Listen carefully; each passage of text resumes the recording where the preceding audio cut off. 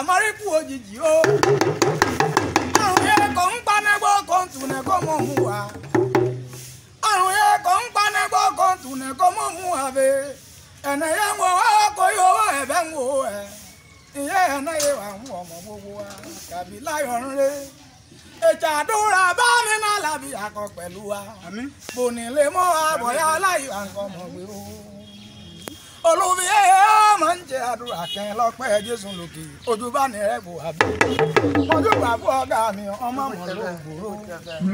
Ọmọ méjì kígbó mẹ́ta ẹ̀kẹ́wà fún mi ló gbòòrò. Bámi kígbe lájà tẹ̀fẹ̀ onígẹ̀lẹ́dẹ́ jẹ́ ìlú sẹ́ẹ̀bù lọ.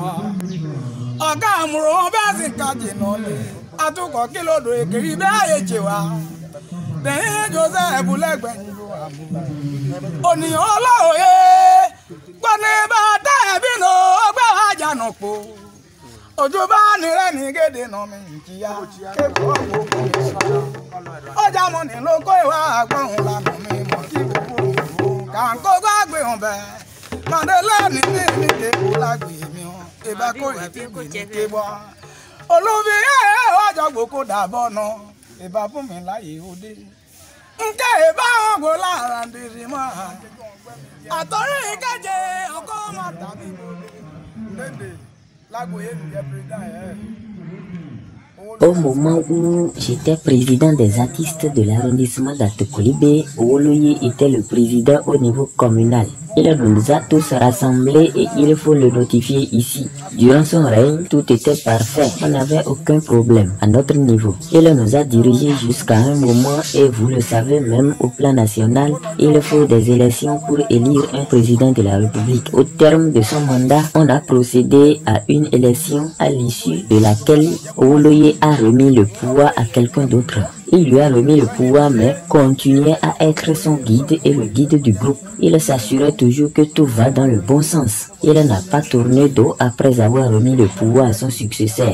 Lorsque Owoloye était à la présidence des artistes à la commune de Banté, il m'a fait un grand honneur. J'ai été le premier artiste désigné en son temps pour aller animer à Pataba dans le cadre du décès d'un beau-parent du maire à Kobi. Nous les artistes n'étions même pas au courant que notre président était malade. La triste nouvelle de son décès nous est juste tombée dessus seulement. Oui, on a brusquement appris la mort de notre président. On nous a annoncé cette amère nouvelle et automatiquement on s'est réunis. Au terme de la réunion, il a été décidé que lors de ses obsèques, nous devons lui rendre un hommage mérité.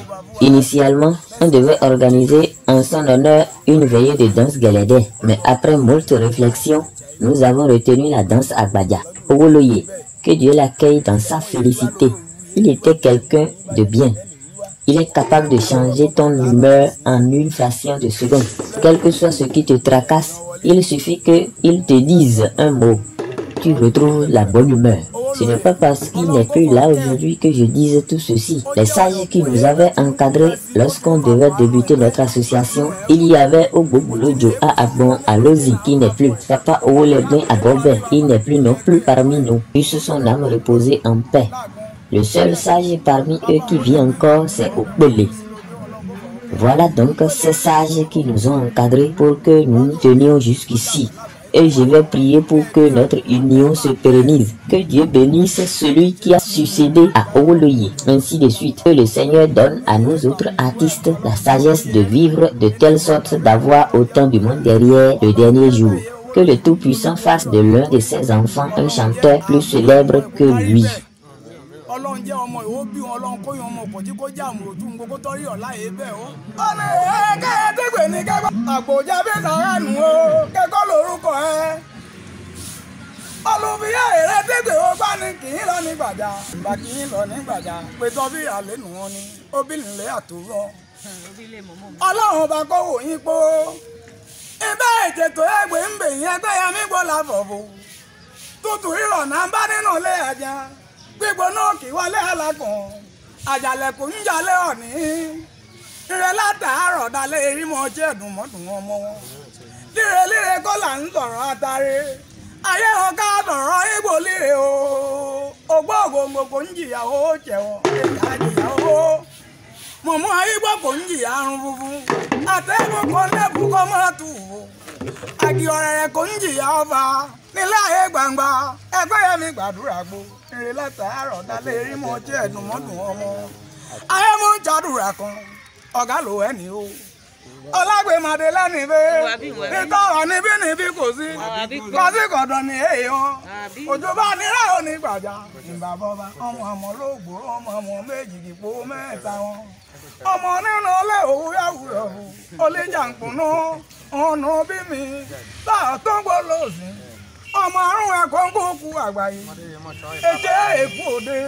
èkú mi lóhùn orí òde ní ń bọ̀bọ̀ lánàá yín ní kọ́jẹ̀ fún mo agbóra yín mọ̀ ń lò lọ bámọdé gbojú bá bu àgbà ń jẹ́ orí ẹ̀pẹ́ ọ̀gẹ̀dẹ̀ kú bá mú ẹ̀rọ pò ó joseph bá mú ẹ̀rọ pò ó ire ní ń kọ́jẹ́ fún yín bí ìta tọ́gbọ́ jẹ́rò tọ́gbọ́ níbà mi gbòjẹ́ wa bí èrò ní kọ̀ọ̀kan kíkó lè rí kìí ẹ lè ń bá kìí yá ọmọ wo sàbí àná mi ò ní ìpẹ̀lẹ́ ìkú àbọ̀ ayé nǹkan wò yín dalẹ̀ ọjọ́ bá ní rẹ́mọ̀ jàdùrà kan mo ń bọ̀ lọ́hùn o.